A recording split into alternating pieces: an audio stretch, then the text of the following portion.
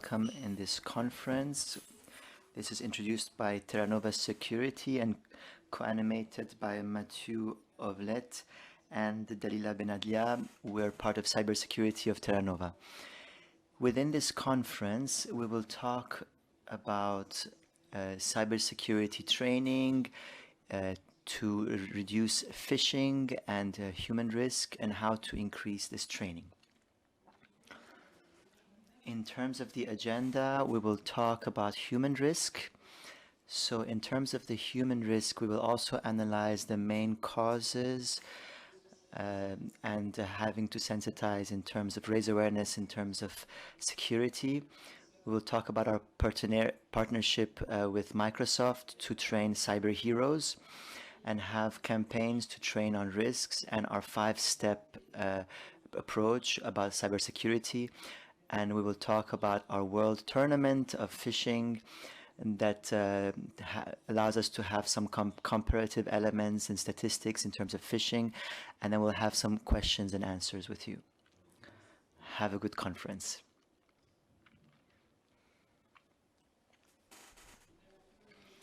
As I said earlier, regarding human risk, usually when we're talking about cybersecurity, we speak directly on the processes and technology to reinforce these aspects.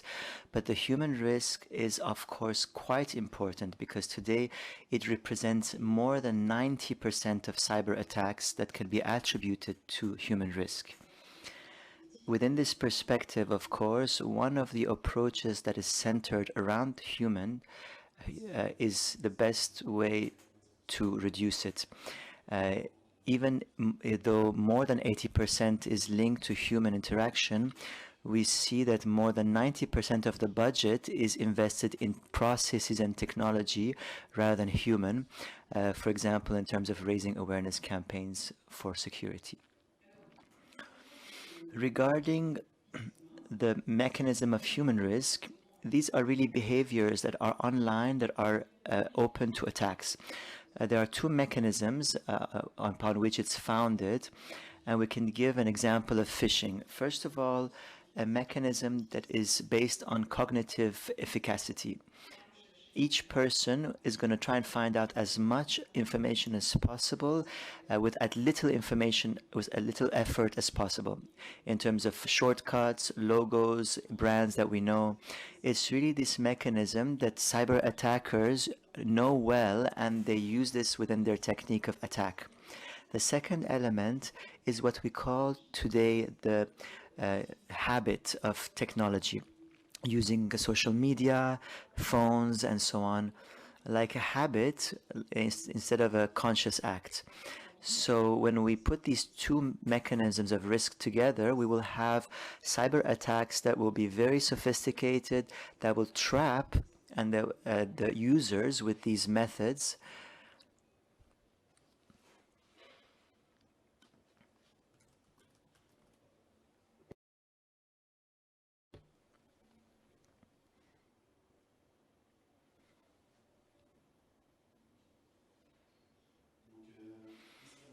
So cyber threats are more current, more complex than ever.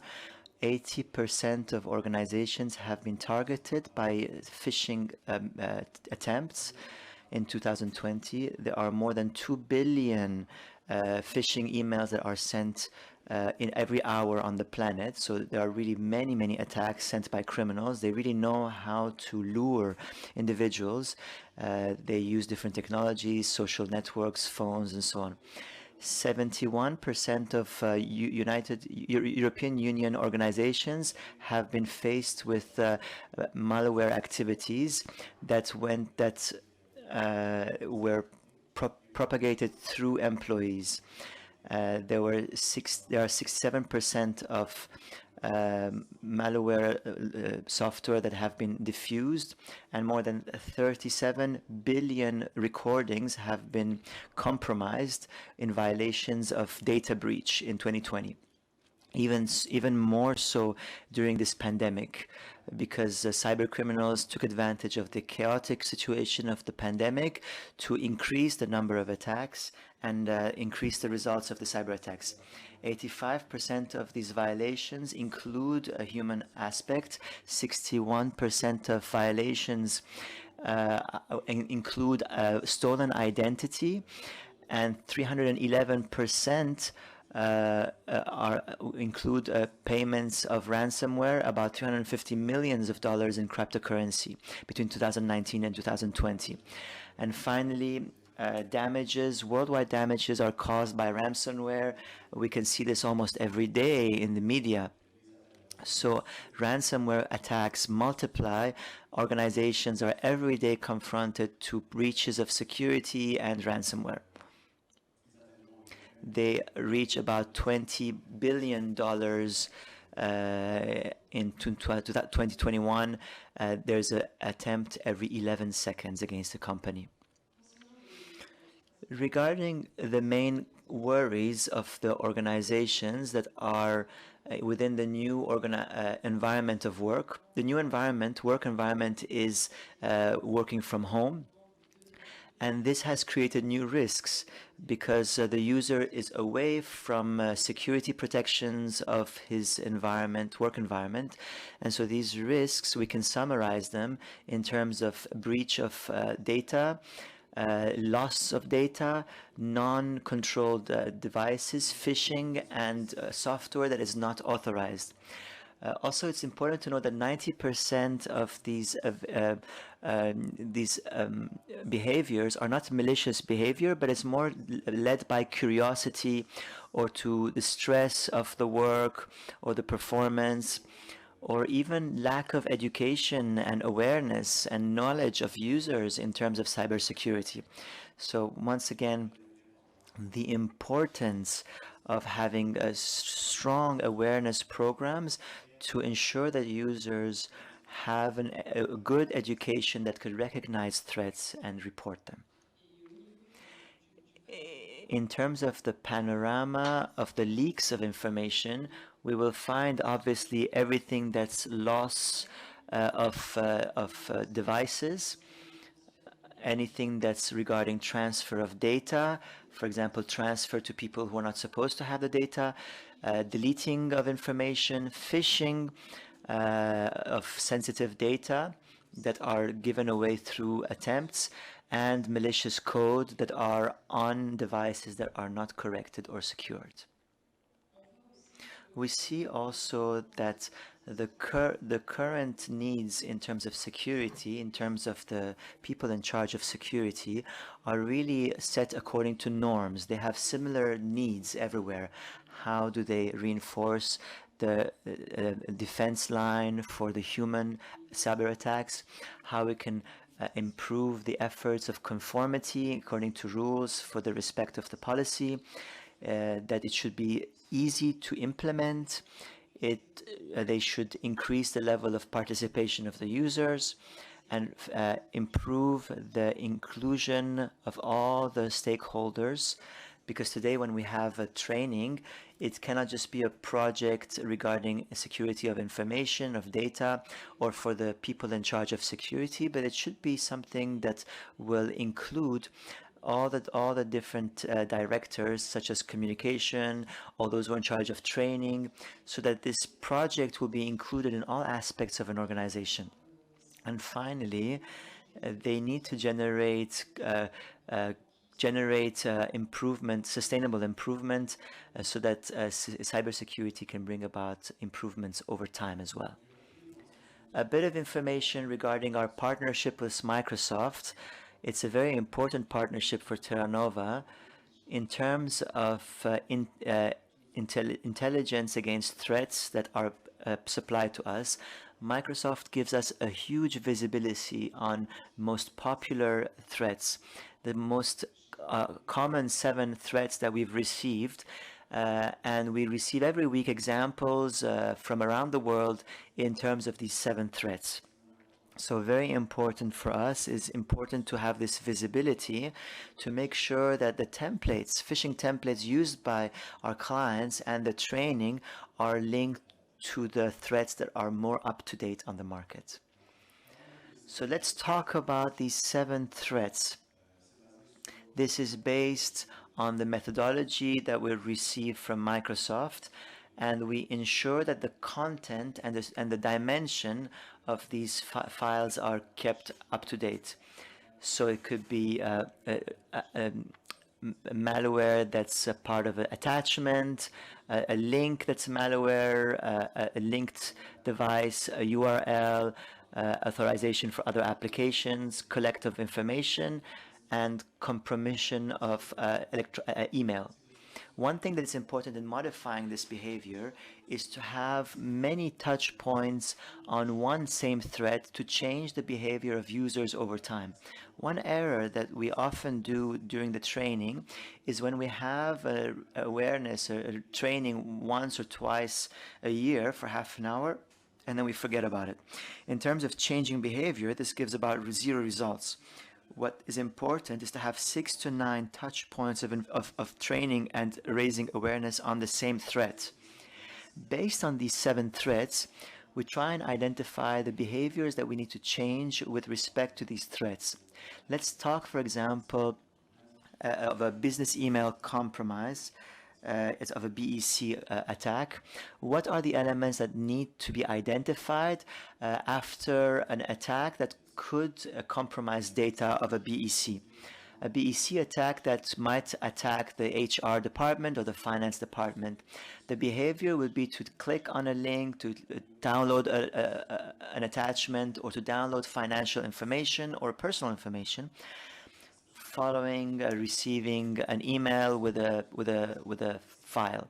So the best way to address this behavior is to change this behavior and launch simulation of phishing with templates of phishing that are realistic, with real examples of up-to-date examples of today, and test the users and give them the opportunity to practice within a secure environment. This is why simulations of phishing simulations are very important. They allow the user to see how an attack is produced, how to recognize it, how to report it within a secure environment. So we have several examples of templates of emails of different styles, and then we have short capsules that will address these threats and give the information just on time to the user to change the behavior. Might be open a link, click on a link, or open an attachment, or give some sensitive information through a website that's malicious. All of this to say that we have to reach an approach that's integrated. Why integrated? Because it will take into account within the cycle of raising awareness and training a whole ecosystem of tools, of contact points with the user to enable him to change his behavior. And today we realize that the training on cybersecurity is not enough anymore, but we have to really increase and put a controlled environment where the user can be able to detect the threats, have the anatomy of the attack, what are the best practices, what are the elements that are at risk, and what are the techniques that can be used to lure the user. And so it's really an integral approach that allows the users to become acculturated and accustomed, and that this can give really advantages to an organization. We also wanted to emphasize the important aspects and key so that a training and raising awareness of security is efficient. To succeed in it, it has to be based on a varied content, obviously qualitative content, but it has to question the user, and the user has to be engaged and conscious of the risk, but also has to be aware of his role that it plays in raising awareness. Let's give an example of a user who is not in the ASIC, who's not in IT. It's not his job.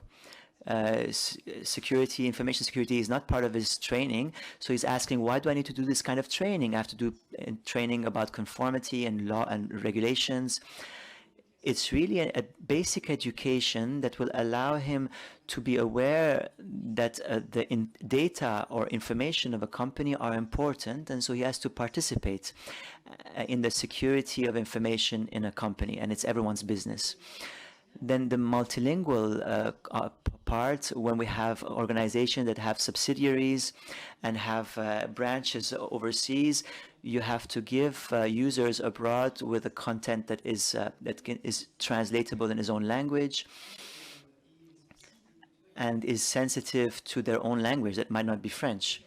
The other key element that's important for this element is to deploy simulations, phishing simulations, to test the user in a controlled environment. And the last important point is really communication, is to emphasize on all these programming parts and training with tools, communication tools that are familiar with the user, that remind him whether on the basic knowledge in terms of cybersecurity, data information, or on different types of attack. Finally, this program has to be adapted with the culture of the company as well as in the type of activity so that the user can really see himself and recognize the type of program that we're suggesting. The final element is that this program has to bring a positive change in terms of the behavior of the user, in terms of all this program, and take him through in this integrated approach. To help our clients from raising awareness and a training that's efficient, we have 5 steps in order to build a training that will change the behavior and we can measure it later, evaluate it. The first step is analysis. What do we analyze? The audience that are targeted by the awareness campaign.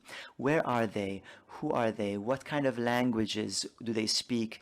What language the simulations will need to be done so that they will really maximize and retain the information, and they will be engaged in front of all these information that they will receive during this awareness program.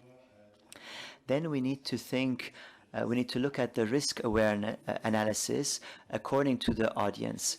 What are the human behaviors that we want to address during this program and these campaigns, awareness campaigns, throughout the year?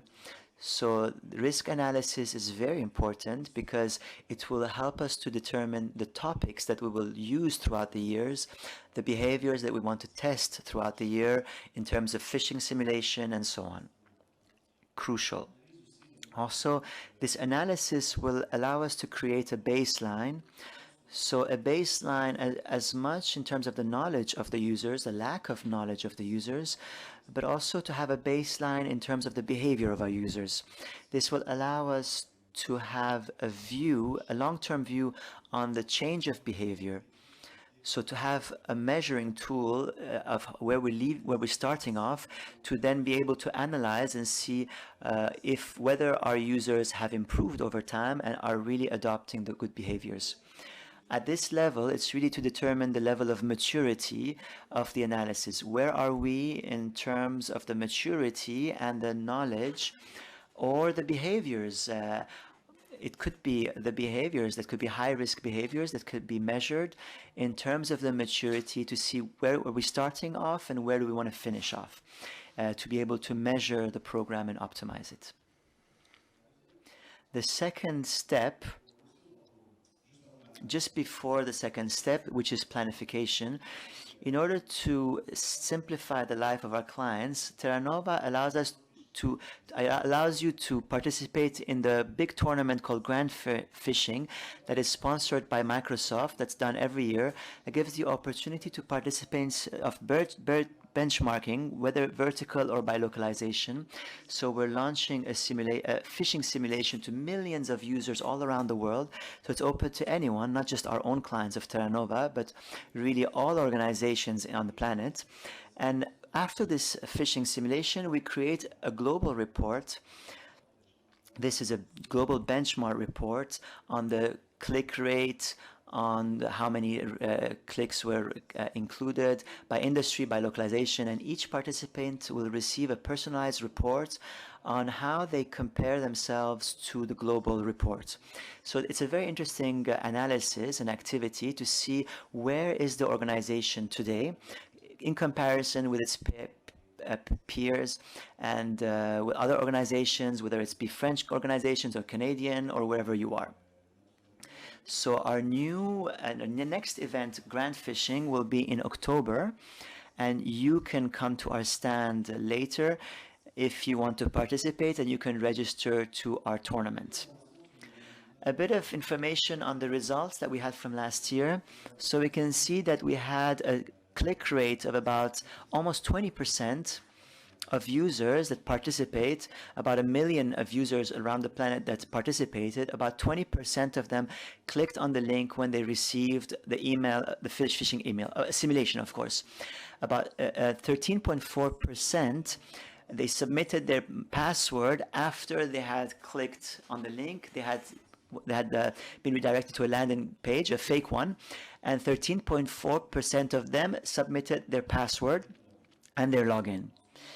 And then 67.5% of clickers, so those who actually clicked on the link, submitted their passwords. So 13% in total, and 67% of the 13% submitted their passwords after having clicked on the link of the phishing. Is anyone listening to the English version? Please raise your hand. Can you please raise your hand if you listen to the English version? Can you please raise your hand if you listen to the English?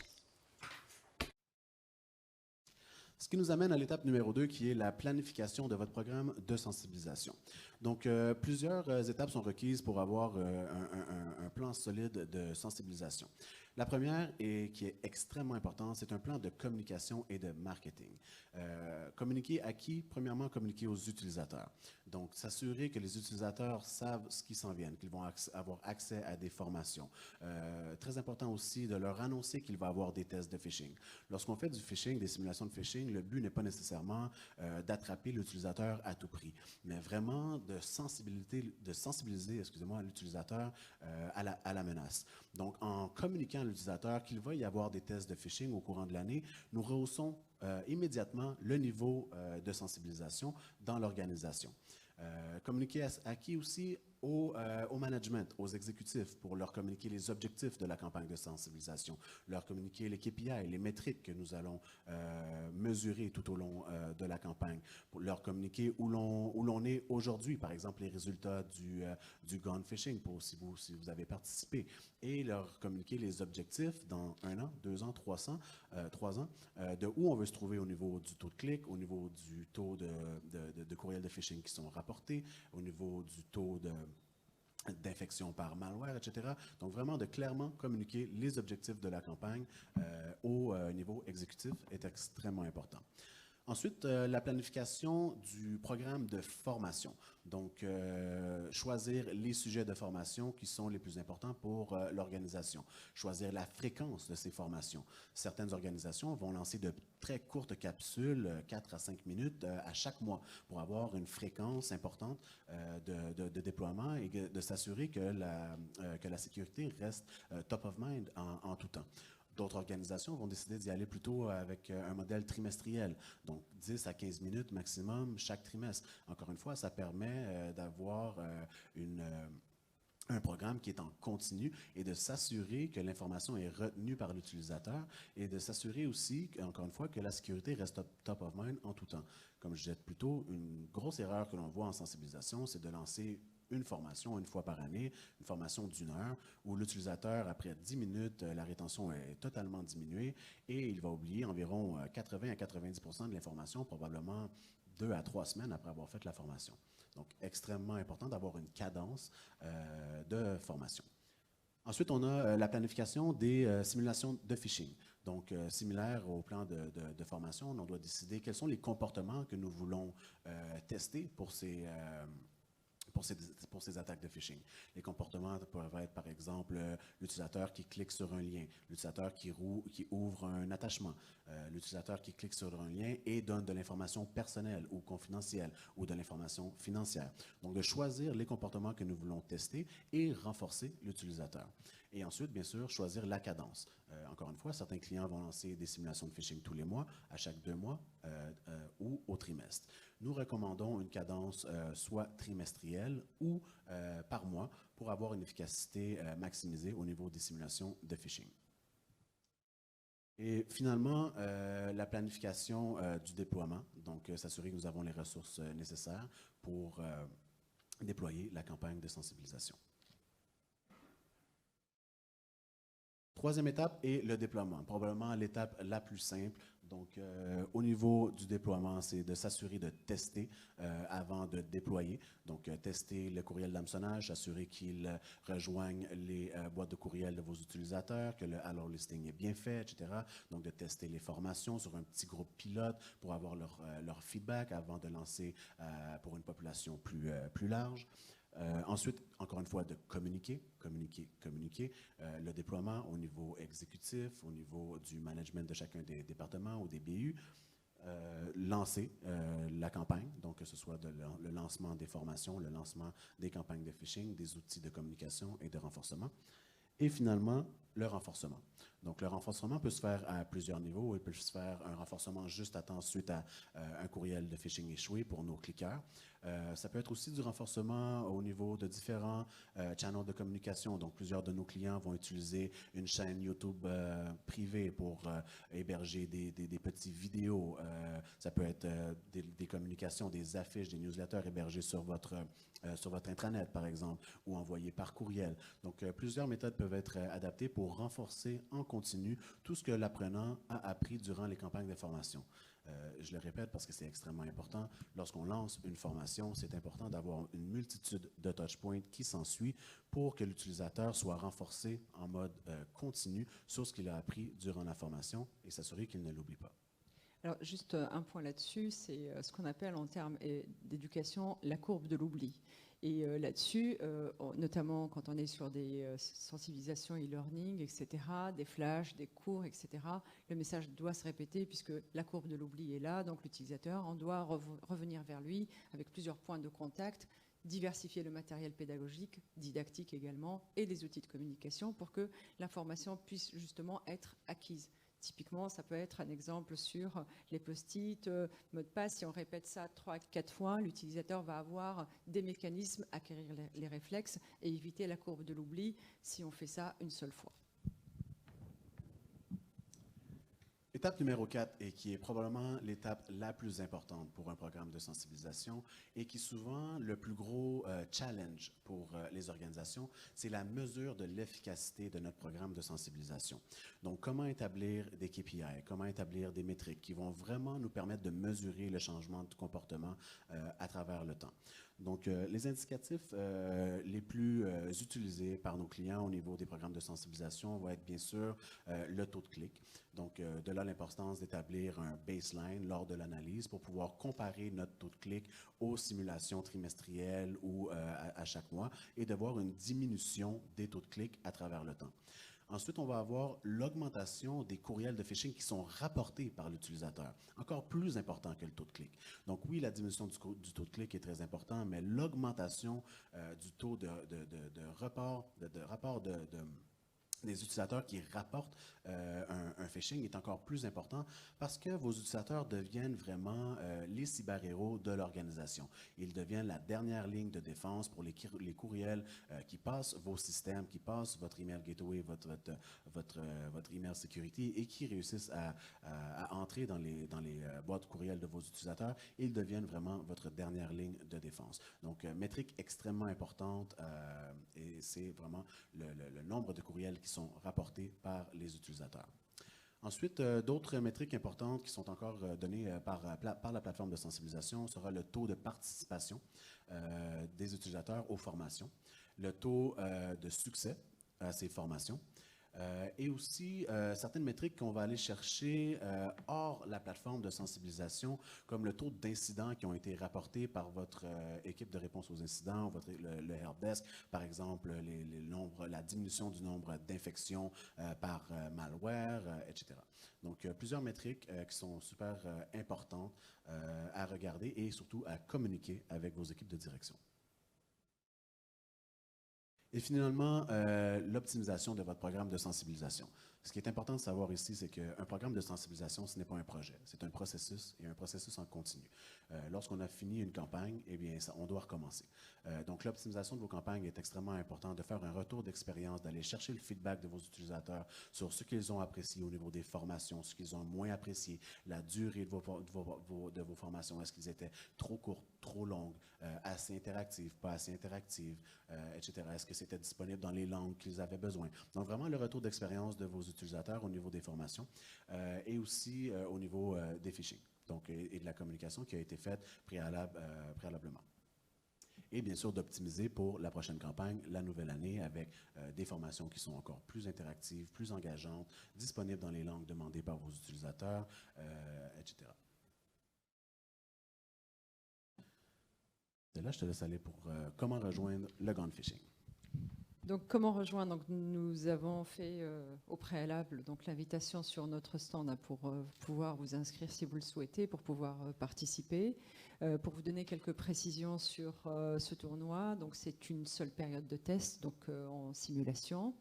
C'est une simulation bien évidemment qui est gratuite. C'est un rapport de taux de clic donc global, donc globalement sur les chiffres donnés sur toutes les boîtes aux lettres qui vont être auditées, simulées. Et ensuite, un rapport personnalisé qui vous donnera des indications pour pouvoir vous comparer donc à vos pairs en termes de secteur, d'industrie, de localisation également, du taux de clic, de certains éléments qui vont vous donner justement ces indications-là. Donc, vous êtes vraiment les bienvenus si vous souhaitez participer à cette édition pour le mois de la cybersécurité. Et c'est complètement gratuit.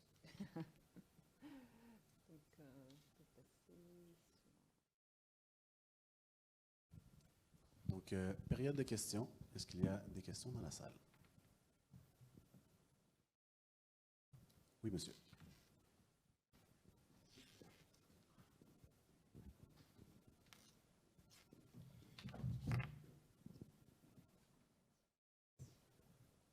Bonjour, Thomas Tabary, Française des Jeux. Moi, j'ai une question.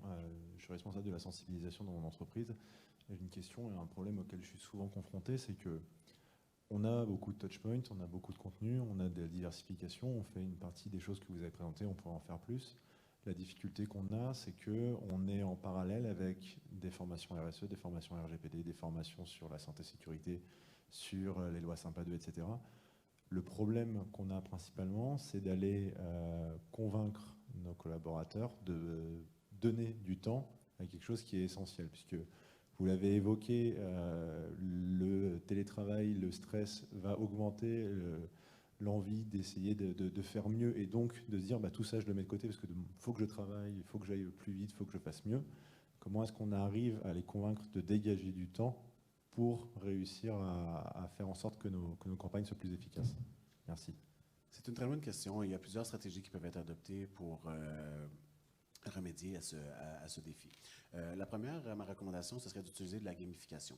Donc, la gamification va vous aider à créer de la compétition, soit par département, par BU, par équipe, et va créer des leaders automatiques, des ambassadeurs de votre programme pour que soit leur département, leur BU se démarquent face aux autres.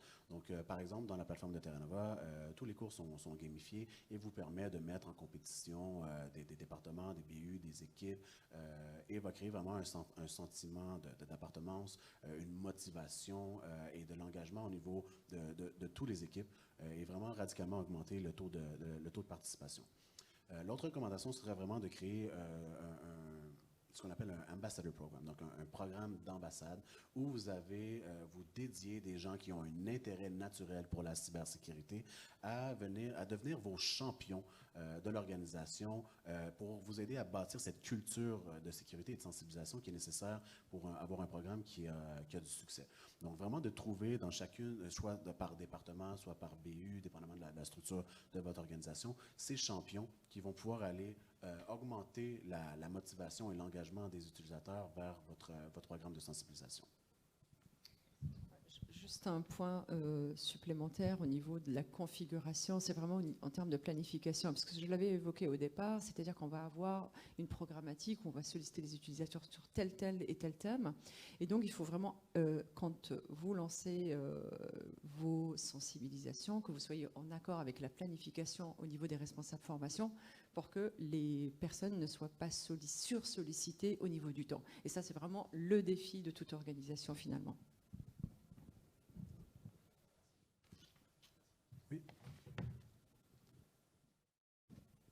Bonjour, Henri Caudron du Clusif. Vous avez parlé de traduction des modules pour vous adapter à vos participants. En fait, d'un continent à un autre, d'un pays à un autre, il y a des changements culturels. Un utilisateur en Chine n'est pas un utilisateur en Amérique latine. Est-ce que vous adaptez le contenu à la spécificité culturelle du pays ? Absolument. La localisation des contenus est extrêmement importante pour que les contenus soient en lien avec soit les réglementations locales, avec la culture du pays ou de la localisation que l'on va adresser. Donc oui, définitivement, nous localisons tous les contenus par pays. Absolument. Oui, il y a aussi une adaptation au niveau de la culture, au niveau local, puisque on va aller au-delà de la localisation audio, narrative, etc., sur le fond du contenu. Spécifiquement, si on prend le RGPD, on va avoir une spécificité en Île-Maurice, moi j'ai eu le cas, et il fallait vraiment adapter au règlement, ou au Maroc, adapter au règlement, et donc c'est vraiment très important pour que l'utilisateur ne puisse pas avoir quelque chose de générique, basique, ou dans le contexte même réglementaire ne veut pas s'y reconnaître, donc c'est vraiment un élément très important. Aussi pour ajouter, nous offrons une diversité de contenus très importante qui peut s'adapter à différents pays. Donc, on voit chez certains clients, ils vont lancer des campagnes de sensibilisation un peu différentes par pays. Par exemple, dans certains pays, les cartoons, ça ne passe pas du tout, tandis que dans d'autres, c'est très, très populaire. On parle de la France, par exemple, les contenus avec beaucoup de texte et un peu plus longs ne sont pas très populaires. On va plutôt voir des demandes sur le serious game, des contenus très courts, très interactifs, très engageants. Et dans d'autres pays, ils veulent absolument avoir des contenus avec des vraies personnes, donc au lieu d'avoir des dessins animés ou des cartoons. Donc, nous offrons une librairie très diversifiée qui permet d'adresser les différents pays, les différentes régions avec les bons contenus. Alors, j'aurais une question spécifique à l'Allemagne. En Allemagne, les contenus de formation doivent être validés par les représentants du personnel. Vous parliez d'un déploiement dynamique avec des contenus qui changent. Comment vous obtenez l'adhésion des représentants du personnel avec des contenus novateurs? Je n'ai pas eu le cas sur ce point spécifique. Nous n'avons... Pardon. Excusez-moi. Mon téléphone qui est connecté à mon ordinateur, je suis désolée. Non, je n'ai pas eu le cas spécifique en Allemagne, mais en tout cas, il y a vraiment une communication au niveau des éléments au niveau des syndicats d'entreprises, etc., avec lesquels le chef de projet travaille, et donc il y a une validation de ces points-là. Mais spécifiquement sur votre question, je n'ai pas eu le cas, donc je ne peux pas vous répondre.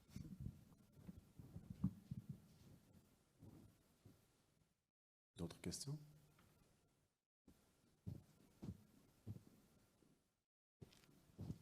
Bien, merci beaucoup pour votre participation, c'est très apprécié. Merci à vous.